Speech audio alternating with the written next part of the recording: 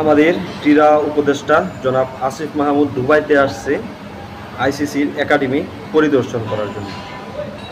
তো তার সাথে দেখলাম বিসিবির বেশ কয়েকজন বড় কর্মকর্তা এবং খুব বড় সড়ো একটি টিম নিয়েই সে দুবাইতে আসছে। তো গতকালকে আসলে ভিডিওতে দেখলাম যে ছাত্র আন্দোলনে পঙ্গু কয়েকজন যারা হাত হারিয়েছে, পা হারিয়েছে, এমন কয়েকজন অভিযোগ করতেছে যে তারা ভিক্ষার টাকায় চিকিৎসা চলতেছে তাদের। কোনো সমন্বয়ক বলেন, কোনো উপদেষ্টা বলেন, তাদের কোনো খোঁজখবর নিচ্ছে না। তো আমার প্রশ্ন হচ্ছে, আপনি তো এখানে স্থায়ী নন, অস্থায়ীভাবে এখানে কিছুদিনের জন্য আপনি এখানে আছেন, আপনার এই দুবাইতে এসে ঘোরাফেরা করে টাকা পয়সা নষ্ট করার কী প্রয়োজন?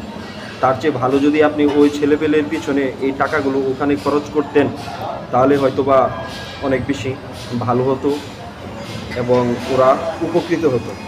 আসলে এই ধরনের কর্মকাণ্ড করে সাধারণ মানুষের আস্থা, ভালোবাসা কিন্তু দিন দিন এই বর্তমান সরকার হারাচ্ছে। এভাবে চলতে থাকলে দুদিন পর মানুষ বলতে থাকবে যে আওয়ামী লীগ সরকারই ভালো ছিল।